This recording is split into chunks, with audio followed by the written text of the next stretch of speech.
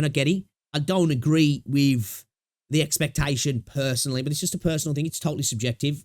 I think what it is sometimes from the community, they expect content creators to reflect their emotion on upcoming content, don't they? Well, I'm hyped. My content creator's got to be hyped as well. And it's just not going to happen all the time, is it? If you want real, real emotions and actual your content creators you watch to tell you how they feel, because at the end of the day, there's plenty of content creators out there who'll spoon feed you bullshit. And I like this. I like it when content creators say, you know what, I didn't feel this. Most people did, but I didn't. He's already looking frustrated. All right, and let's check it out then, shall we? Because, like I say, I saw it pop up. Why I'm not excited for Rinascita. Let's understand where he's coming from. Is he just trying to be a contrarian here, or do his points resonate? I think they probably will, because a lot of his points do tend to resonate with me. But that being said, I'm extremely hyped for 2.0. So bring me on board, bro. Take me on the journey, please. I'm here for it. Let's get into it. Guys, if you haven't checked out Ryuka Sensei as well, check him out. Great content creator. Absolutely killing it as well recently. Let's see what he's got to say.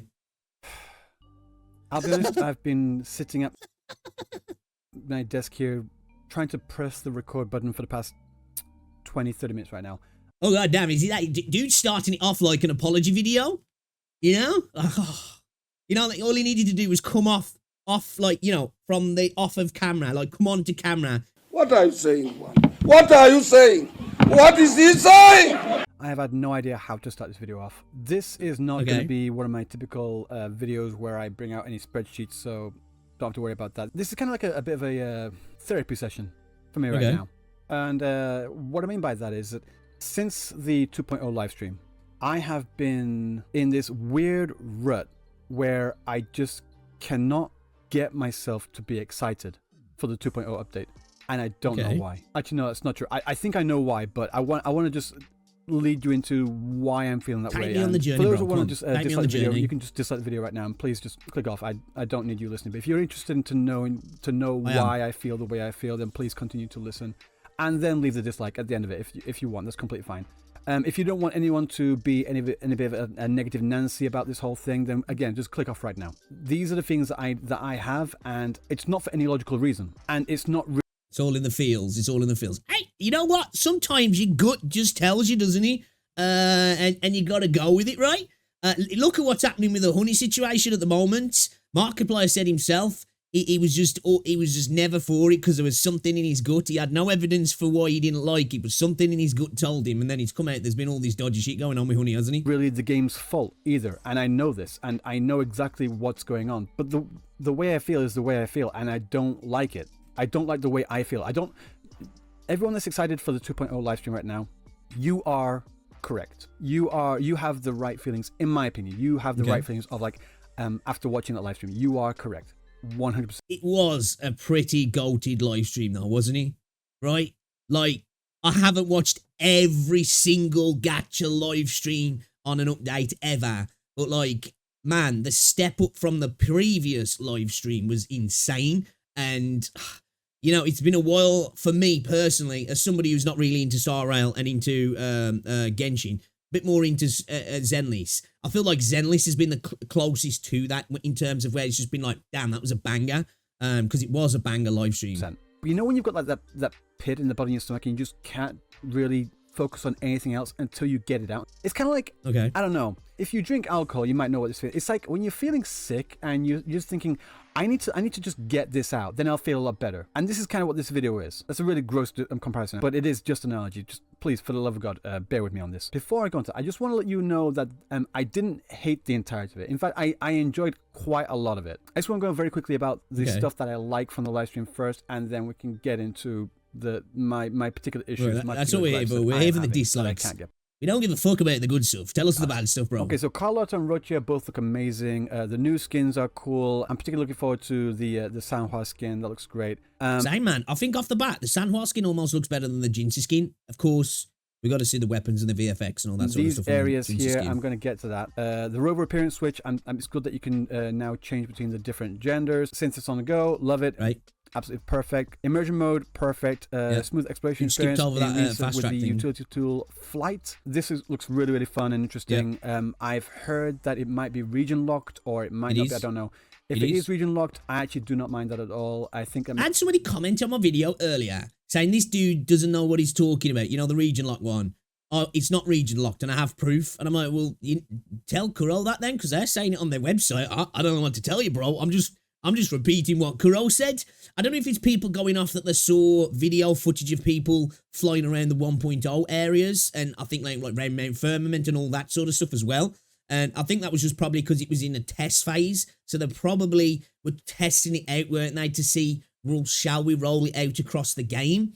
And then probably went along the line of, actually, let's just keep it to Rinascita because maybe it just doesn't work as well, or it's, you know, it's just taking something away from those areas. I don't know. It might change, but at the moment, that's what it says on the website. Makes a lot of sense. Like, this new area, this new region has been designed with the express intention of people flying around it, whereas the other area, Jinsho, doesn't really have much in the way of that. So maybe around Mount Firmament, where you can jump off the dragon's head. But if it is region locked, I understand why. So that makes sense to me. The boss challenges, early access, fine, that's fine. Archive melodies, this is something that I had a lot of people saying that they addressed your issue, dude, about the music thing. No, what it says here, while you're in the vicinity of this tide of echo. I think this is a miss. Yeah, I don't know if this is how it's exactly going to work, but yeah, with the issue with the music, it doesn't really fix it for the people who have issues with the music, because it's literally just a microphone playing the music to you, isn't he, really? Misspelling. He's a walking fucking you can go to the echo and it's sound always system, at a certain spot, and you can change the music in that area, but it's not exactly what I was looking for. I wanted more of a more portable thing, like and again, an actual CD. That's fair. You just rock around with like a little fucking MP4 player, right? Yeah, I feel it. Player type gadget where I can change music at any time on the fly, whatever. So I agree with that. That would be cool. They have this option to change the music, but I want it to be more portable. So definitely fair critique. Half addressing I agree with that. New resonators. You know, it would be a better version, wouldn't it? Just to be able to select the music as you go. I don't know how you could argue that's a bad thing, because you can totally curate it to your own personal style then, can't you? You know, so just because you don't like that, well, you know, customize it, have it out exactly how you want to. So I don't even see how you can really say that that's not a good idea, what he's saying there. Now, it's a step in the right direction, but it's not exactly the step that we needed. Gone over that. Weapons look amazing. Cool. Cop good looks music, fun and interesting. There's John Wick Torio. I love John Wick, so I want to see what they're going to do with that. More pulls here. The pincer maneuver. I've heard a lot of people have problems with pincer maneuver in the current patch, so hopefully they've tweaked that to address some people's issues. And this Wuthering Exploration, this Nimbus Sanctum.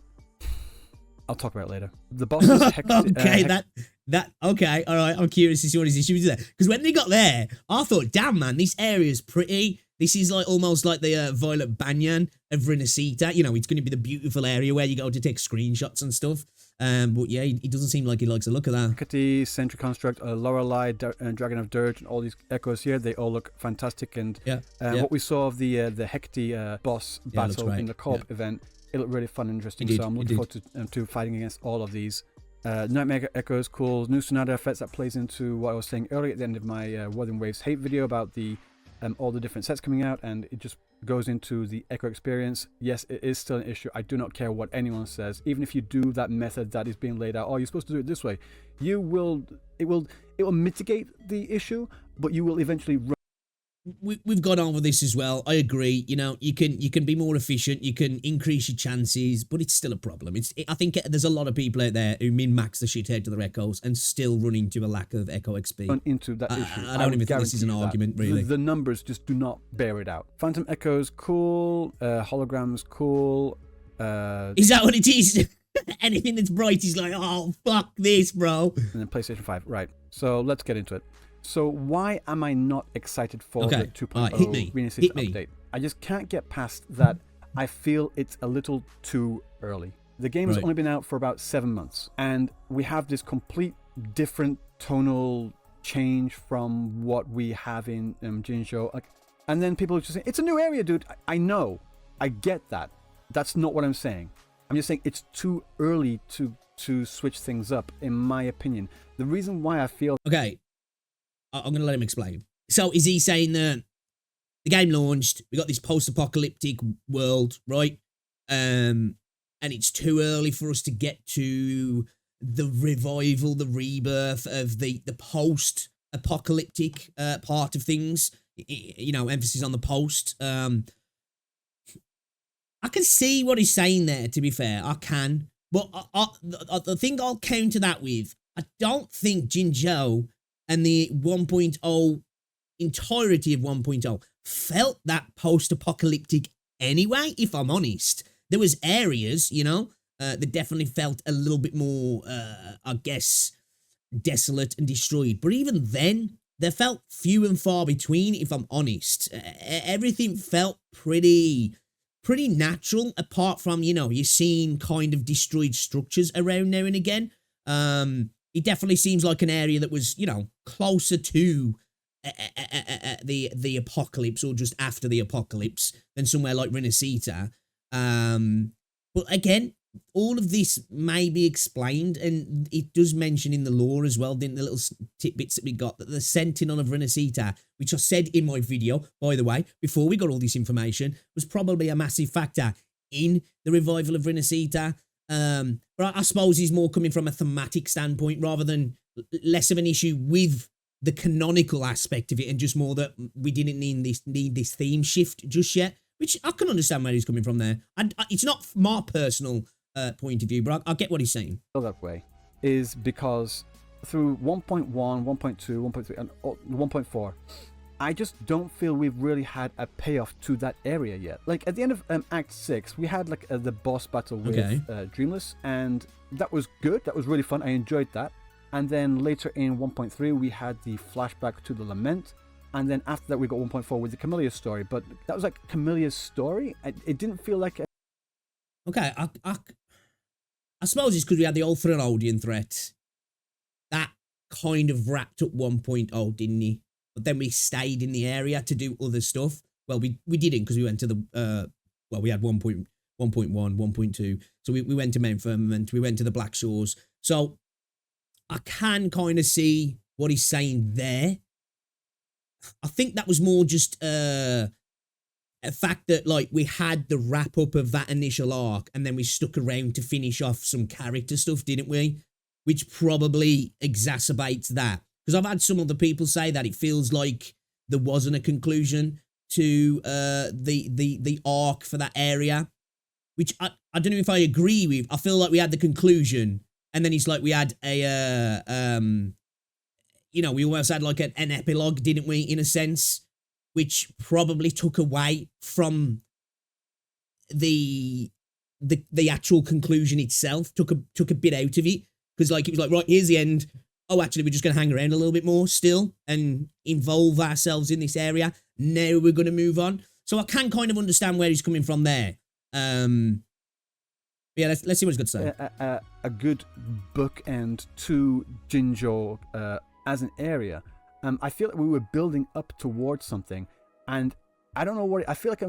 For lack of a better term, I feel like I've been kind of blue-balled, really. Like we've been led on this journey through this area that's leading up to something, and then we just suddenly go to Rinascita.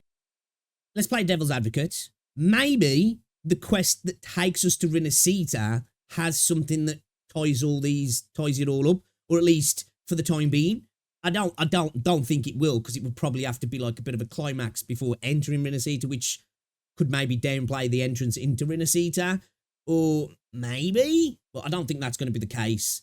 But that doesn't say that we can't come back to wrap things up.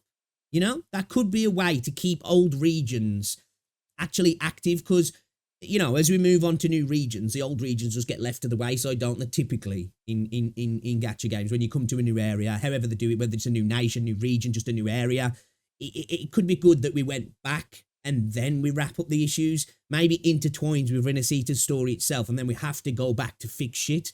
I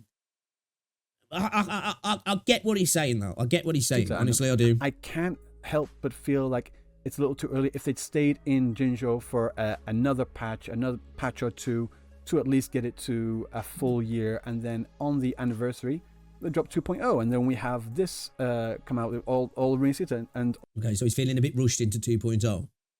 Okay. All of its bright and bubbly glory. And now I know for a fact I've got people saying, the story's going to be dark, don't worry. I know. I know that a dark story can be told in a bright area. That's fine.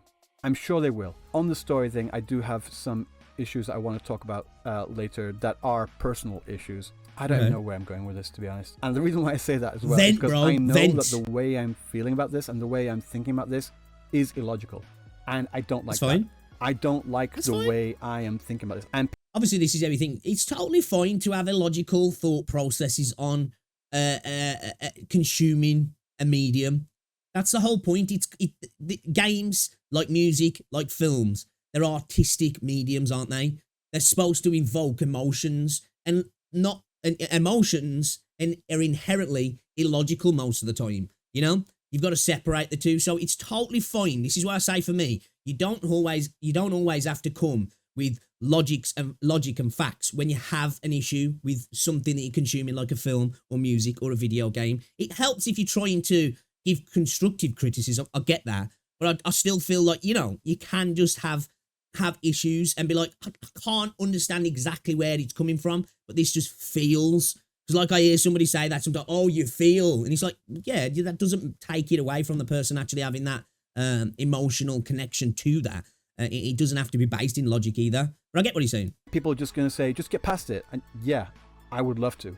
Going back through all of the marketing material leading up to 1.0, all of it. The test footage, the CBT1 marketing material, the CBT2 marketing material, and everything leading up right until 1.0, until we had the live stream. We had a certain vibe, which is a certain vibe of Jinzhou. There was a bait and switch. There definitely was there. And that was because the beta didn't resonate with China, did it? So they were like, right, we got to go down the power of friendship route, haven't we? Which I still think is having ripples throughout the story now, which I dislike myself. But in terms of the tone, not so much. I definitely would like some more gritty stuff, but maybe we can get that later. That's my hope. But I definitely do think, we are still feeling the after effects of the rejection of the thematics, the aesthetic, the style of the closed beta test, because a lot of the advertisement was specifically aimed at a style. CBT dropped, people didn't like it, and they pivoted, didn't they? That is a fact. That is definitely a fact. Oh, and I was really invested in that kind of style, in that kind of visual aesthetic, and I enjoyed that a lot. So when we're going through... He's not the only one. There's lots of people who do. I do as well. It's one of the things I really like about PGR. Don't get me wrong, still love Wuthering Waves. But I get what he's saying here. There's a lot of content creators who've got this sort of feeling. But I suppose I've heard the argument as well, that's not what we've got now, so it's either just get over it, which it's fair, but, you know, dude's just venting his opinion here, and I like this. This is the sort of content I love. All the areas and all the quests in Jinzhou. Sure, some of the quests... We're here for you, Ryu, could let it all out. Here and there. But the actual vibe itself, the actual overall tones and visual aesthetic of the game as a whole was something I really resonated with. Forgive the pun. And I really enjoyed that area, and I enjoyed the story we were going through that area as well. But like I just said, I felt like we were leading up to something, like a good final act of Jinzhou, and it just didn't come. And I feel like if we just had something like that, if we had just one more big battle that wasn't something to... I think that's fair. I think that's actually fair. Again, as I say, because we had the Threnodian threat. You know, we did all that at the end of 1.0, and then we went into like Mount Firmament and 1.2 and 1.3 and 1.4. It kind of took away from that. So I get what he's saying. It would have made sense to have something build up at the end of 1.4, going into this climactic conclusion, and then boom, wrap that up. We go away. But again, doesn't mean we can't come back, but from a story aspect, I get what he's saying. To do with a companion story quest. It was a main story quest where we go through, and we have to go through another big cataclysmic event. Not a full lament, because I understand that they could build up to an even bigger lament later. I can understand what he's saying, and I suppose it's hard to do this build without it being cataclysmic. But sometimes you can have really cool conclusions to stuff without it being, and I know he's not saying it has to be like this, without it being this cataclysmic, you know, this world-changing event, just something, you know, that like tied off the stories, which they could have done a little bit better. Again, to me, this goes back to the stuff what I've said about the way the story's brought to us in Wuthering Waves in general, in how characters appear. They have their little section of the episode, like in a special guest in an old 90s fucking sitcom or Star Trek, and then they bounce, and then they're really not heard from again. And I think we could have had something where characters were brought back in for reasons, and, you know, it's like getting the Avengers together. I don't really feel like we've had anything great like that in Wuthering Waves. I know towards the end of 1.0, you know, the crew kind of got together for the whole battle, but it just didn't feel the same.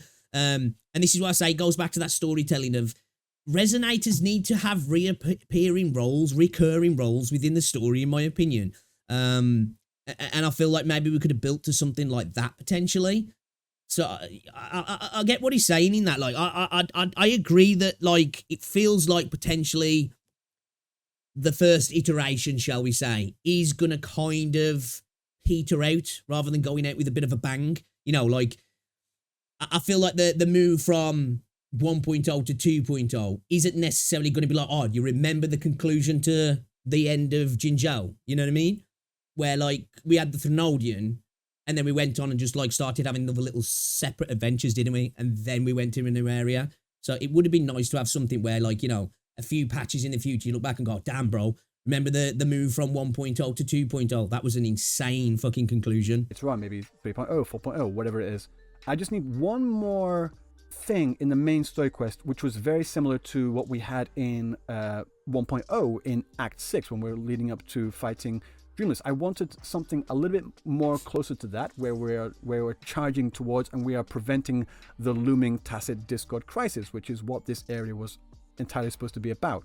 And because I didn't get that, I just feel like I was just left hanging a little.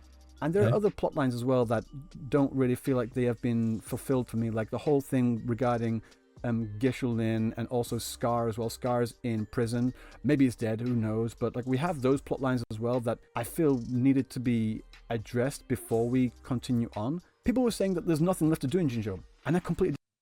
I don't agree with that.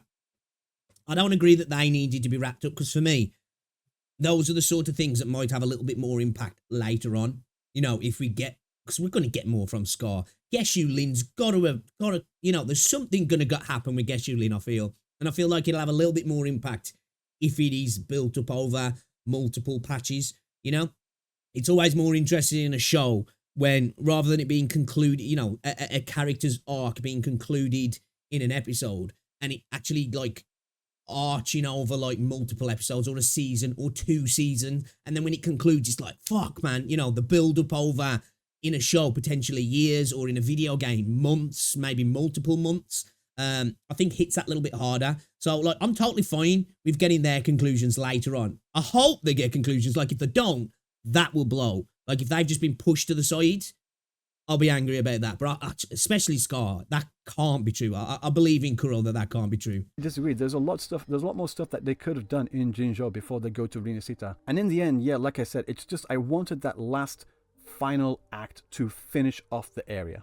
Like in other games as well, and before people say, well, you shouldn't compare this to another game, shut up. With other games as well, when you have a new area, where you have a new event or something, you have one big final battle to, like, cap it off. And I don't, like, to repeat myself, I just don't feel like we had that. In 1.4, we had the companion story quest with Camellia, and then that was it. That was the end of her story, and that was fine. That isn't the main story quest. So I think I just wanted one last thing in Jinzhou to happen for us to do, for us to go through before we go to Rinascita. But on the point of Rinascita as well, about no, for me, open-ending plot for Scar in prison, that being left out isn't a problem. It becomes sort of a foreshadowing for the future. Yeah, I agree with that.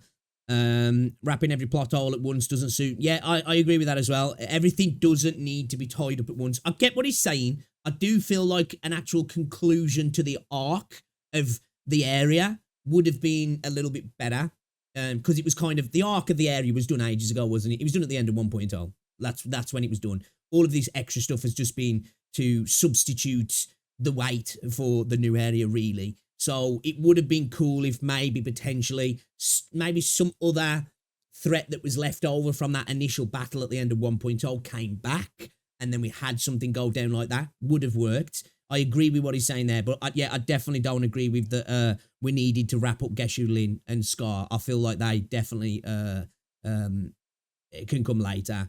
But yeah, I'm gonna say so far I'm not entirely against what he's saying here. Complaints that it's too vibrant as well. There are areas in Rinascita that look absolutely incredible, like these areas here. This serpent's tail, dragon that tail, shit with the golden trees looks here. like an engrave. This Elden Ring looking area, I love the vibes of this as well. Again, here as well, looks right. Absolutely fantastic. And here and gorgeous. Here as well. This when we zoomed out to this tower, all I thought was the Tower of Barad-dûr from Lord of the Rings.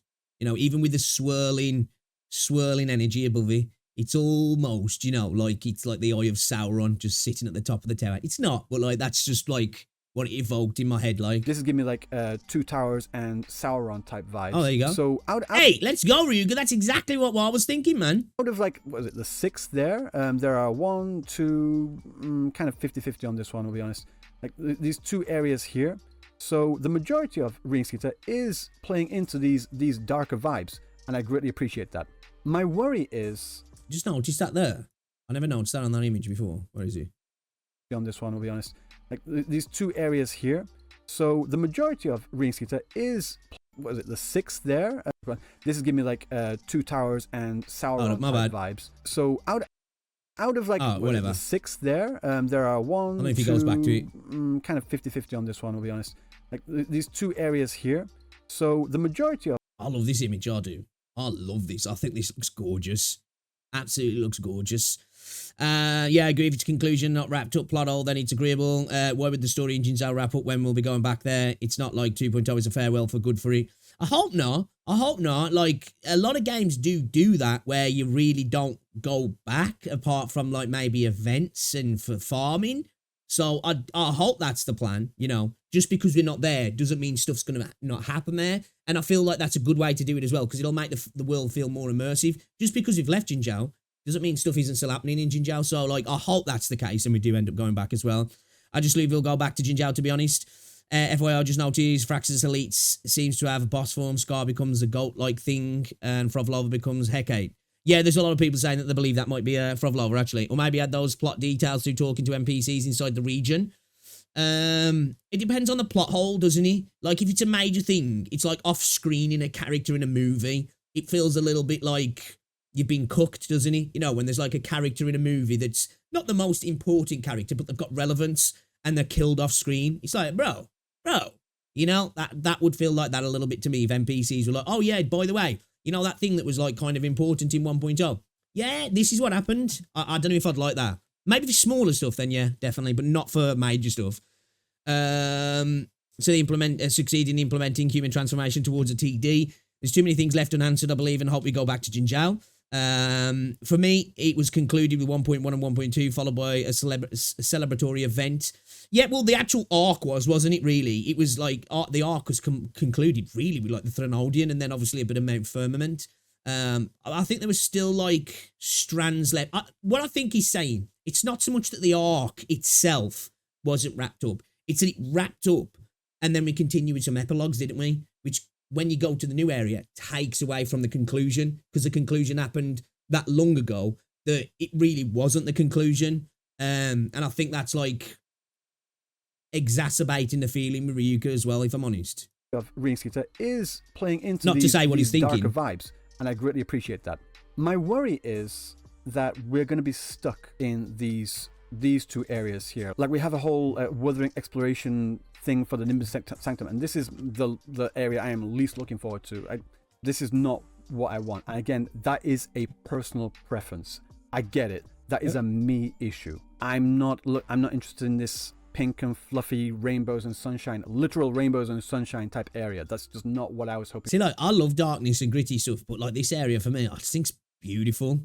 It's got like that gorgeous, that mix of nature and extinct human civilization aspect to it. And I love that because, like, even though it's pretty, and then I know he says, I know there can be dark stories to pretty stuff, but there can also be, like, I'm talking literally from a viewing aspect, there can be darkness in pretty things. You can look at something that looks gorgeous, like nature taking over old areas where humans lived. It's gorgeous to look at, but there's also that, that darkness to it of this was once somewhere where people lived and worked and, all this stuff, and now it's just collapsed and nature's took over it. And I think in itself, that's kind of got like a connotations of dark undertones to it as well. But I understand what he's saying. He wanted the visual aspect. He wanted the themes, didn't he? From Rinascita. I'm good with all this. This is fine for me.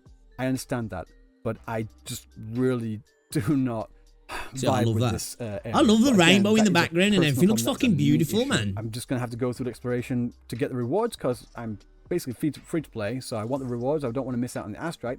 Then after that, I just hope that I'm not there for any longer than I absolutely have to be there. This is not what I'm looking for. And it's kind of like when you go to a theme park and they have all the theme park areas. You have like the more adult oriented. I don't mean like Gooner type. I mean like a more scary rides type area. And then you've got the kids section. Just don't go to the kids section. And that's what I want to do as well. I want to avoid that area because it's not what I'm interested in. I want to stick to these other areas down here. I want to stick to this area and this area and this area. So there are more areas for me to enjoy. I'm looking forward to these. Especially this one. But on the point of the story quest as well. In a vacuum, this storyline, the way that they showed it with also Frolova walking through the crowd and like something, she's like having some kind of effect on the echoes in the crowd as well. There's a lot of intrigue in there. There's a lot of interest in there. And in a vacuum, like by itself, it looks amazing. It looks really interesting. I want to know what's going on. I have a certain problem though. And this is a problem that I'm going to basically call PPTSD. Post-Penacony. Oh shit, bro! Dude got cooked so hard by Hoyo that it's translated into other games now. Oh my god, post-Penacony traumatic stress disorder. Traumatic stress disorder. And when I was watching this, I saw a lot of parallels to Penacony. And these parallels probably aren't there, but because I was so fucking traumatized by Penacony, but how absolute dog shit it was, I'm worried that it's going to happen again. Like playing through Honkai Star Rail, I really enjoyed Billabong. I thought it was great. And then Jonjo Lufu, it was fine. And then when I say that playing through Penacony was literally the worst gaming experience of my life, I absolutely mean it. And then I got some people saying that, what about this game? What about that game? Yeah, I haven't played them. I do not play a game unless I know it's going to be good. So I went in and had high hopes because... Man, for me, like, even though I kind of dropped off, I can see what he's saying, because Penacony, even though, like, I only got a part way through, it bored me to death. It did. Man, the peak for Star Rail was Bellabog, man. Bellabog was fucking peak, you know? Like, so far, I don't think anything's hit that high in gacha gaming for me, personally. That was fucking sick. Great story. You know, the whole thing was done well. Great conclusion. Fire boss fight at the end with one of the best soundtracks to a fucking boss fight going. You know? So, like, I just feel like it's going to be so hard to replicate that and go above and beyond that. Again, like I say, I didn't go through the entirety of Penacony because it kind of did bore me to death, but it wasn't the reason why I stopped playing. I just started playing other stuff. Bellabog was amazing, and I'd heard so many good things about Penacony. So when I actually got to Penacony and I had that, it was an absolute gut punch, and I felt winded by it. And now I know for a fact that people are going to be saying that's a bit of an over-exaggeration, right? No, yeah, probably. I am someone that gets really invested into stories, for better or worse. I really do enjoy the stories. That's why in my... One thing I will say, though, I've got to say this now. I think if stories are that important to you, you're always going to be disappointed, I think, in gacha games. Now, this is an argument that I would like to see changed as well. Like, you know, I'm not one of these doom posters where it's like, well, this is just gacha. That's how it's always going to be. But at the same time, it might always be like that. I hope not, because like I said, we're going into the golden age of gacha gaming. You know, the games are evolving rapidly now. They're having to, like, one-up each other in all these different aspects now to stay relevant, to be the next big thing. And I feel like stories are just going to improve. And I know that, you know, some people will quote, like, you know, PGR, Nikkei in regards to stories and stuff. Okay, I'm not saying there can't be good storytelling in gacha games, but I just think that you're always going to get... You're going to get cooked. You're going to get cock-blocked in the stories, aren't you? Just because the way the games are set up, stuff's going to get stretched out, stuff's going to get cut up, stuff's just not going to hit the way it would if it was a one-and-done box price like game. You know, there's 12 hours, 15 hours, 20 hours long, and you just do that. You go through the story, you go through the emotions, you get a conclusion. Now, I hope, like he does, like Ryuga does, that changes. I would like it to change because I do want top tier storytelling in Gacha. But I feel like you're always going to find yourself being a little bit disappointed, if I'm honest, if, you know, that your enjoyment of a game is going to hinge on that, in my opinion. Videos about Honkai Star and about Wuthering Waves as well, I put a lot of emphasis on the story because I feel like these kinds of games here, these are story-focused games. Like other games such as, say, like Tekken, Street Fighter, or even like Sonic, whatever, they have a story to them, but you don't really play them for the story. Whereas they are story-focused, but the story is created in a way that becomes a vehicle for banners, doesn't it? You know, it's just a fact. The stories are catered, because if there wasn't, characters would have come back into Wuthering Waves already, you know? We would have seen reoccurring roles, you know? We wouldn't have just been rocking around for most of 1.0 with Chia and Yang Yang, you know? We wouldn't have special guest stars because their companion quests up and their banners up, you know? They'd be popping back in the story on a regular basis. The story's catered to the banners, isn't it, really? Which is a weakness of gacha games, but until these stories these companies are able to go beyond that, which there'll always be a facet of that there, because they're going to hyper focus at particular points to suit a banner rather than it suiting the story, aren't they? And at the end of the day, banners are going to get adjusted when it suits them, depending on how they think it's going to impact revenue and stuff, and that's inevitably going to twist and turn the story in a negative area as well, isn't it? I'm sure there would have been things planned in games where it's like, right, we want this to happen and this to happen, and then the story gets to here, and then it's like, yeah, but we really need this banner to drop here, and it's like, all right, then we'll shift that about a bit, and it kind of makes the story a little bit disjointed. I'm sure that happens a lot in gacha games, and I don't think that's ever going to not happen, really, if I'm honest, because at the end of the day, this is why I say we should have more companion stuff and more interpersonal relationships with the resonators, because the story is important, but it's not as important as the characters and the banners, is it? That's why I always say that Rover's story is almost a little bit less important than the Resonator stories, in my opinion. They're the stars of the show, and they don't get the limelight shone on them enough. These ones, personally, I do think there's a big focus on the story as well.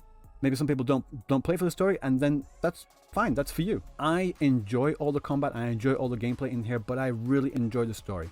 And if I get invested into a story enough, it really does affect me, because I do enjoy it. And I'm sure a lot of other people out there can kind of understand what I'm talking about. Let's use the Penacony story, for I get example. what he's saying. I didn't get invested into it because it was just not something that I had been focusing on like at all. I went into Honkai Star as a freshly new player, and Penacony was already out. Whereas a lot of other people had been looking forward to Penacony for months prior to that. So they had already had some kind of idea of what Penacony was going to be like and what the characters were going to be like, and also so they had all of this when they also had the drip marketing as well, and then they got hyped for the drip marketing, like this character looks cool. I mean, that's a real problem though, isn't it, in any sort of medium? Headcanon, you know, we build what we expect to be the case, and it's not, and then we're always disappointed. And I think that's just a fact of modern day life with the internet. Nothing really ever just comes out now when you watch it or you play it, you know, and that's your first experience. We see trailers, teaser trailers, breakdowns for films before they come out. Same with video games as well. Gone are the days where the first time you saw a film was literally the first you'd ever heard of the film, so you were took on a ride. Same with games.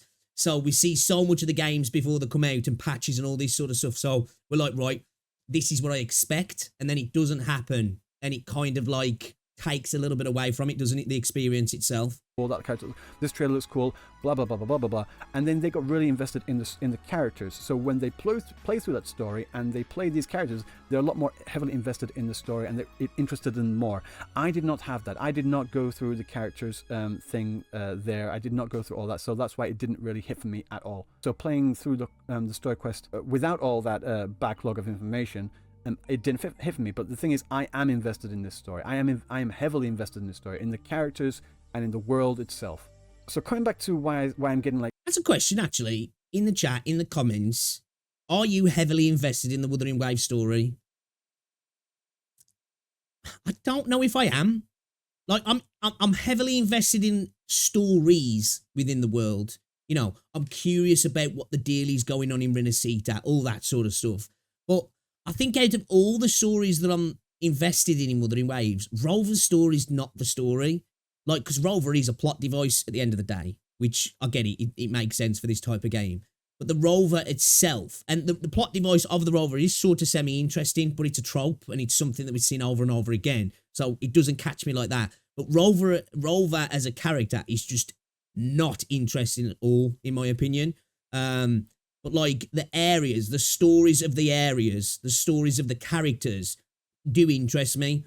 Like the story of Rinascita, to me, seems far more interesting at the moment than the story of Rover within Rinascita, if that makes sense. Like PPTSD. I just want to lay out these parallels that I saw. Cool. It's not like I was looking to see them. It's just like they stood out to me because I was so fucked up by Penacony. The whole like absent founder, keeper of the region area with the sentinel. The sentinel's gone missing, and they also got the watchmaker as well. I saw that parallel, and the two warring factions fighting over control of the area. You've got the IPC and the family in Honkai Star Rail, and you've also got what's called referred to as the family in Rinascita as well. These two families here, the Montelli family and the Fisalia family as well. And then you've also got this like rogue faction in there. You've got the masked fools in Honkai Star Rail and the Fools Troop. Again, fools are in the name as well. That's not hard to see where that connected in my brain too.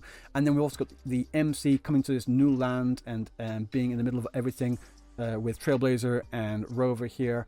And with all the areas itself being bright and lively with a heavy emphasis on fun and celebration. The only real difference I saw was... See, like, there's part of me thinks, this heavy emphasis... I don't know, maybe I'm just totally wrong here. And I'm probably am in the sense of when you're actually in Rinascita walking around. But in regards to the story itself, maybe at the end of it, it'll go back to being that. But I feel like it's almost like a bait and switch. We're getting all this hype. Oh, it's all going to be happy. This is the land of echoes. It's the carnival. This is where we live good. And I just feel like that's going to end. That's going to end. Shit's going to go down. It's, we're going to have Tacits going wild all over the place. The Sentinels nowhere to be seen. We're going to be warring. There's going to be death. There's going to be all this sort of stuff. Now, it might get concluded at the end in regards to the story where it goes back to being happy and cheerful again. Of course, I think when we're just wandering around Rinascita, the actual town, Raguna, is probably going to be happy and cheerful. But in terms of the story, I feel like we're going to, our expectations are not going to be what actually happens in that regards. I feel like that's been built up so heavily that I feel like it's going to get snatched quite early into the story. I feel like the whole aesthetic and the tone's probably still going to be there, though.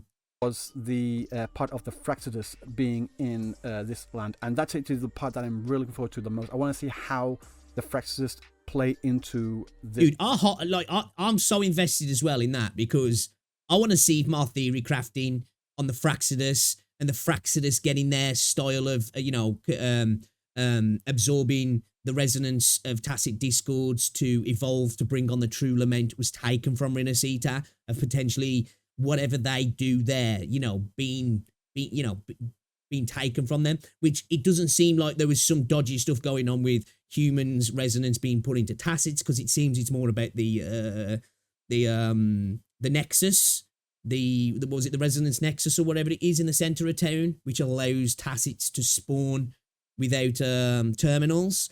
So that might be a little bit different, but I'm curious to see if, the Fraxidus kind of got their MO from Rinascita in that regard, or that's how they learned to come up with their experiments, you know what I mean? This story here, I'm really looking forward to that. But the fact of the matter is, as I saw these parallels, and looking at the trailer for the story as well, where it seems to be really heavily invested in these two warring factions, I saw a lot of this kind of similar themes playing out between Penacony and what seems to be happening in Rinascita as well. I'm just really worried. I'm really scared that they're gonna do that. They're gonna pull another Penacony and just have an entire fucking yap fest. But we know that Kuro Games, so far at least, have not done that. Like I said, I do not look at... I don't know. It's not been to that degree, but there was plenty of yapping in 1.0, especially in the mid-section of 1.0, right? I feel like sometimes it felt like there was a bit of yapping. Dude accidentally refreshed and just got an ad for ZZZ. Let's go! They must take the most generic approach for maximum wish fulfillment. Yeah, it's a character-focused game. You'd skippy. I do want to see what happens. Me too, I do. The only story I look forward to is PGR and Nikkei. I'll watch a video on the lore for Wua. Kuro love the foreshadowing. This is true. They even mentioned it in the last survey, didn't they? The survey before the last one in regards to foreshadowing and all that sort of stuff. I do want to be invested in the story, but I want to be able to digest it in one sitting as of how it's done for now. Yeah, I think the problem sometimes, I think, like, you know, they all suffer from it a little bit, is that sometimes they're throwing a lot of word salad into these games, and it kind of makes stuff that should be simple in the story seem more complicated than it is, and sometimes you don't digest it with ease. And I'll find myself forgetting quite a lot in these games, and obviously because the live service and the story's sectioned up as well, find myself having to go back to watch videos on it again to be like, oh, now I remember what happened there. Like, I haven't even seen the IGN 10-minute gameplay footage yet. It fixed the pacing issue already. Yeah, that's what I was saying. What, in the middle of 1.0, to like alleviate my worries and my concerns. And it's also just like the 1.3 though for me still had some pacing issues. In these two areas specifically, and also kind of here as well. I'm seeing kind of similarities as well. Coming from playing Genshin for a few years. And also, I still play Honkai Star Rail. I still do my dailies. I don't do the story because fuck that. But I still play Honkai Star Rail to do my dailies. And well, I don't know why you keep playing it, really, if you don't bother with the story. I felt like to enjoy progression in these sort of games, the story is kind of critical in regards to progressing through things, even if you don't care about it, but the fact that you can't skip as well. Because there's still no skip button in... Is there a skip button in Star Rail?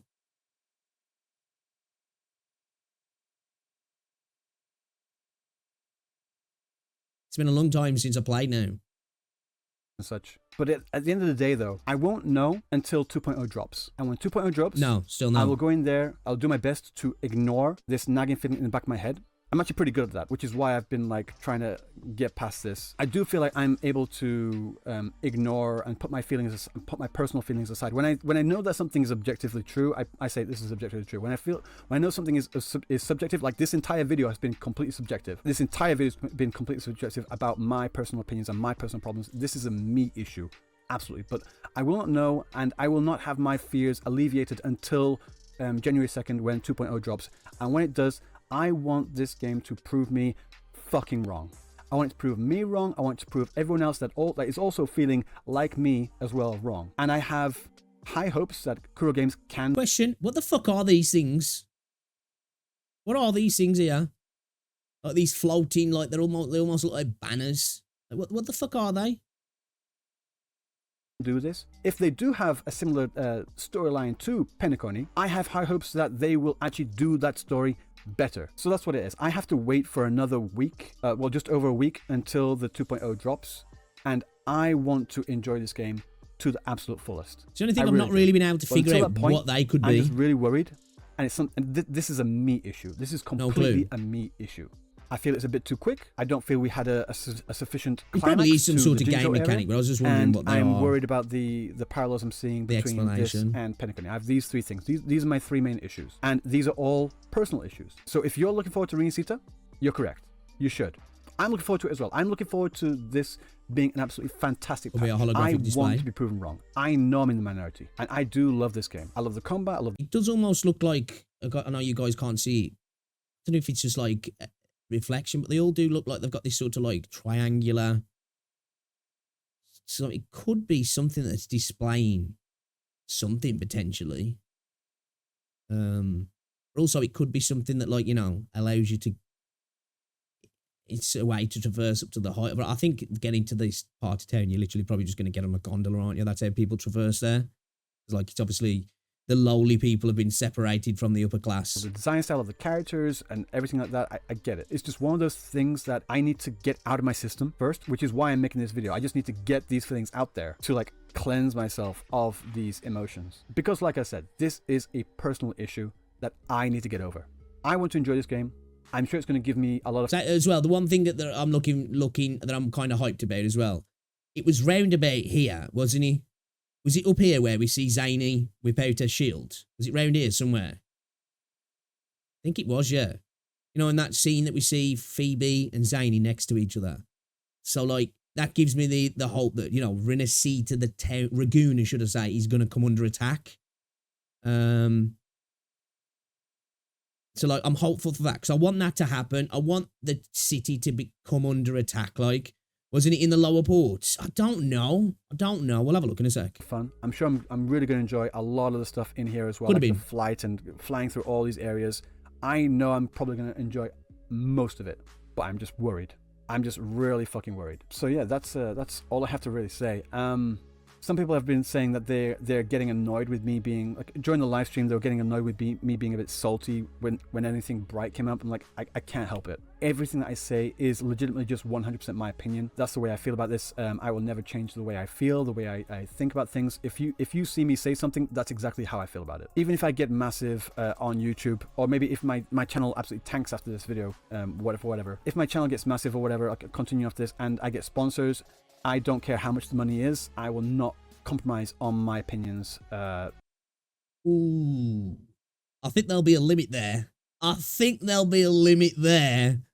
many zeros would it take you to change your opinion, buddy? In any way, shape, or form. I just don't care. I say I don't care, but I'm making this entire video about my feelings and my opinions. So I care to some degree. But it's like, in this one, I know for a fact that I care about the fact that I care this way, if that makes sense. Maybe it doesn't make sense, but it's it makes sense. I know the way I'm feeling right now is completely twisted, and I know I'm wrong. This isn't a video in any way, shape, or form of me. I don't think it is twisted, and I don't think he's necessarily wrong. It's just coming from a feeling about his expectations and reality, and the projection of what he's looking at for 2.0 isn't meeting up to his expectations. That's totally fine to feel that. He doesn't need to try and logically and technically point out to back up his feelings. This is how he feels, and I understand it. I do. I don't feel the same personally, but I totally get there is a contingent of people who expected a particular theme and aesthetic from Wuthering Waves, not to be all the time, but expected this style, and it is because Kuro did give off that vibe that was going to be the style of the game, and then obviously switch. So it's totally fair to feel like this, in my opinion. Me saying I feel this way. I think it's just it's not. Poyo cooked him out so hard. You know, it's like a beaten housewife who's managed to get out the relationship, and you just don't touch me, you know. We'll talk, but I just can't get this close anymore. If anything, I want to feel more like you. I want to feel more like everyone else is feeling right now. Around 80% from what I had a poll on earlier. But it's just one of those really annoying things, you know. So we'll just have to see. I will continue to make content. I will continue to cover this game because I think we'll know, won't we, when we get to and the thing I'm looking forward to the most is just finding out. I'm not looking at leaks, but I want to find out how they're going to present this. I'll say, you know what? I've done really well. I have not seen any leaks. I've seen, tell a lie, I've seen one leak, and that's in regards to the models and what can happen in combat, and that's it. New area to me, and I want to be proven completely fucking wrong. That is the one thing I want the most. Again, sorry for the rambling. This is not a scripted video. This is just completely on the fly. I don't even know how I would have scripted this video in the first place. So, yeah. If you hate this video, sometimes it's just better to have a conscious stream of thought, isn't it? For you to click and just go ham on. Tell all your friends to dislike it as well. I don't really care. But that's just the way I feel. And like I said, I am looking forward to 2.0 because I just need to find out. So, yeah, that's all I have to really say. So, until next time, I will see you in the next video. Peace. Yeah, you know what? This wasn't as bad. I can understand why it's got 500 likes to the 6,000 odd views. It's got another fucking nearly another 1,000 views since we started watching it. Yeah, I think this is all just a personal preference from him, you know, end of the day. And I get it. I don't agree with the expectation personally, but it's just a personal thing. It's totally subjective. Yeah, I just, I ain't got an issue with it. I think sometimes people, because I think what it is sometimes from the community, they expect content creators to reflect their emotion on upcoming content, don't they? Well, I'm hyped. My content creator's got to be hyped as well. And it's just not going to happen all the time, is it? If you want real, real emotions and actual your content creators you watch to tell you how they feel, because at the end of the day, there's plenty of content creators out there who'll spoon feed you bullshit. And I like this. I like it when content creators say, you know what, I didn't feel this. Most people did, but I didn't. Again, I don't feel like it myself, but yeah, man, I like this video. I like this video. It was good, you know. It's always nice to see a counter argument about the game and the community vibe in general. But anyway, guys, I'm sure you all know Ryuku. If you don't, go check him out. Great content creator. Been killing it lately. Go show him some love. Drop him a sub. All that good stuff. Check out the videos, man.